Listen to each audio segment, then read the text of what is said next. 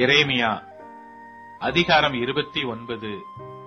எகோனியா என்னும் ராஜாவும் ராஜஸ்திரியும் பிரதானிகளும் யூதாவிலும் எருசலேமில் உள்ள பிரபுக்களும் தச்சரும் கொல்லரும் எருசலேமை விட்டு புறப்பட்டு போன பிற்பாடு எரேமியா தீர்க்கதரிசி சிறைப்பட்டு போன மூப்பர்களில் மீதியானவர்களுக்கும் ஆசாரியர்களுக்கும் தீர்க்கதரிசிகளுக்கும் நேபுகாத் நேச்சார் சிறைப்படுத்தி எருசலேமில் இருந்து பாபிலோனுக்கு கொண்டு போன சகல ஜனங்களுக்கும் எழுதி, யூதாவின் ராஜாவாகிய சிதேக்கியா பாபிலோன் ராஜாவாகிய நேபுகாத் நேச்சாரிடத்தில் கொடுக்கும்படி சாப்பானின் குமாரனாகிய இளையாசாரின் கையிலும் இல்கியாவின் குமாரனாகிய கெமரியாவின் கையிலும் கொடுத்து எருசலேமில் இருந்து பாபிலோனுக்கு அனுப்பின நிருபத்தின் விபரம். இஸ்ரவேலின் தேவனாகிய சேனைகளின் கர்த்தர் தாம் எருசலேமில் இருந்து பாபிலோனுக்கு சிறைப்பட்டு போக பண்ணின அனைவருக்கும் அறிவிக்கிறது என்னவென்றால், நீங்கள் வீடுகளை கட்டி குடியிருந்து தோட்டங்களை நாட்டி அவைகளின் கனியை சாப்பிடுங்கள். நீங்கள் பெண்களை விவாகம் பண்ணி குமாரரையும் குமாரத்திகளையும் பெற்று உங்கள் குமாரருக்கு பெண்களை கொண்டு உங்கள் குமாரத்திகளை புருஷருக்கு கொடுங்கள். இவர்களும் குமாரரையும் குமாரத்திகளையும் பெறட்டும். நீங்கள் அங்கே குறுகாமல் பெருகி நான் உங்களை சிறைப்பட்டு போக பண்ணின பட்டணத்தின் சமாதானத்தை தேடி அதற்காக கர்த்தரை விண்ணப்பம் பண்ணுங்கள். அதற்கு சமாதானம் இருக்கையில் உங்களுக்கும் சமாதானம் இருக்கும். மேலும் உங்கள் நடுவில் இருக்கிற உங்கள் தீர்க்கதரிசிகளும் உங்கள் குறிக்காரரும் உங்களை மோசம் போக்க ஒட்டாதிருங்கள். சொப்பனம் காண பண்ணுகிற உங்கள் சொப்பனக்காரருக்கு செவி கொடாமலும் இருங்கள் என்று இஸ்ரவேலின் தேவனாகிய சேனைகளின் கர்த்தர் சொல்லுகிறார். அவர்கள் என் நாமத்தை சொல்லி உங்களுக்கு பொய்யான தீர்க்க தரிசனம் உரைக்கிறார்கள். நான் அவர்களை அனுப்பினதில்லை என்று கர்த்தர் சொல்லுகிறார். பாபிலோனிலே 70 வருஷம் நிறைவேறின பின்பு நான் உங்களை சந்தித்து உங்களை இவ்விடத்துக்கு திரும்பி வர பண்ணும்படிக்கு உங்கள் மேல் என் நல் வார்த்தையை நிறைவேற பண்ணுவேன் என்று கர்த்தர் சொல்லுகிறார். நீங்கள் எதிர்பார்த்து இருக்க முடிவை உங்களுக்கு கொடுக்கும்படிக்கு நான் உங்கள் பேரில் நினைத்திருக்கிற நினைவுகளை அறிவேன் என்று கர்த்தர் சொல்லுகிறார்.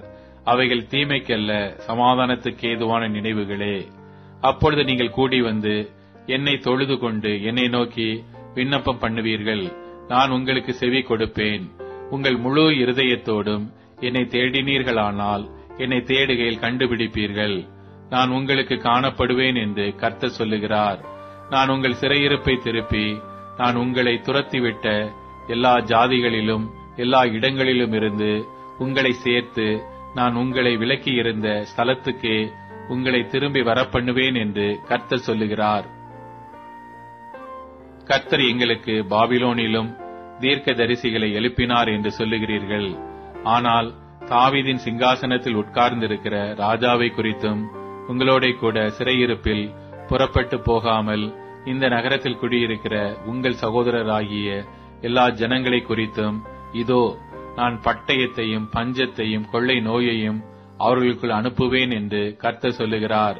புசிக்கத்தகாத கெட்டுப்போன அத்தி பழங்களுக்கு அவர்களை ஒப்பாக்குவேன் என்று சேனைகளின் கர்த்தர் சொல்லுகிறார்.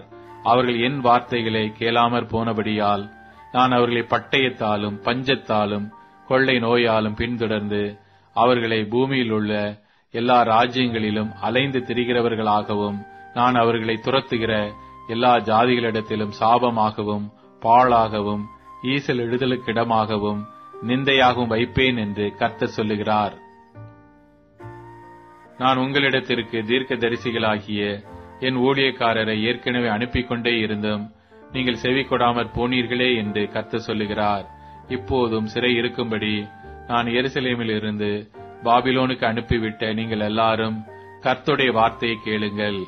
என் நாமத்தை சொல்லி உங்களுக்கு பொய்யான தீர்க்க தரிசனம் உரைக்கிற கொலாயாவின் குமாரனாகிய ஆகாபையும் மாசேயாவின் குமாரனாகிய சிதேக்கியாவையும் குறித்து இதோ நான் அவர்களை பாபிலோன் ராஜாவாகிய நேபுகாத் நேச்சாரின் கையிலே ஒப்புக் கொடுக்கிறேன்.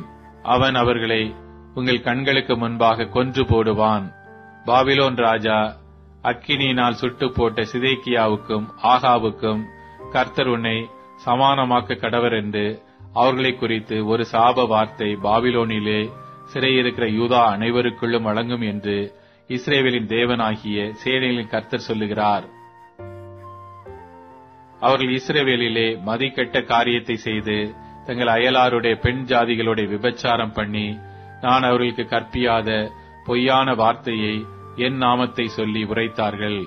நான் அதை அறிவேன், அதற்கு நானே சாட்சி என்று கர்த்தர் உரைக்கிறார் என்று எழுதினான். பின்னும் கர்த்தர் என்னை நோக்கி, நீ நெகேலாமியனாகிய சமாயாவுக்கும் சொல்லி அனுப்ப வேண்டியது என்னவென்றால், நீ எருசலேமில் இருக்கிற எல்லா ஜனங்களுக்கும் மாசையாவின் குமாரனாகிய செப்பனியா என்னும் ஆசாரியனுக்கும் மற்ற ஆசாரியர்களுக்கும் உன் நாமத்திலே நிருபத்தை எழுதி அனுப்பினது என்னவென்று இஸ்ரவேலின் தேவனாகிய சேனைகளின் கர்த்தர் சொல்லுகிறார். இவனுக்கு அவன் எழுதியிருந்த நிருபமாவது, நீங்கள் கர்த்தருடைய ஆலயத்தின் விசாரிப்புக்காரராய் இருக்கும்படிக்கும் பிரமை கொண்டு தன்னை தீர்க்கதரிசியாக்கிக் கொள்கிறவனாகிய எந்த மனுஷனையும் நீர் காவல் அறையிலும் தொழுவிலும் போடும்படிக்கும் கர்த்தர் உம்மை ஆசாரியனாயிருந்த யோய்தாவின் ஸ்தானத்திலே ஆசாரியனாக வைத்தாரே. இப்போதும் உங்களுக்கு தீர்க்க தரிசனம் கூறி வருகிற ஆனதோத் ஊரானாகிய எரேமியாவை நீர் கடிந்து கொள்ளாமற் போனதென்ன? இந்த சிறையிருப்பு நெடுங்காலமாக இருக்கும். நீங்கள் வீடுகளை கட்டி அவைகளில் குடியிருந்து தோட்டங்களை நாட்டி அவைகளின் கனிகளை சாப்பிடுங்கள் என்று பாபிலோனில் இருக்கிற எங்களுக்கு சொல்லி அனுப்பினான் என்று எழுதியிருந்தான். இந்த நிருபத்தை செப்பனியா என்கிற ஆசாரியன் எரேமியா தீர்க்கதரிசியின் காதுகள் கேட்க வாசித்தான்.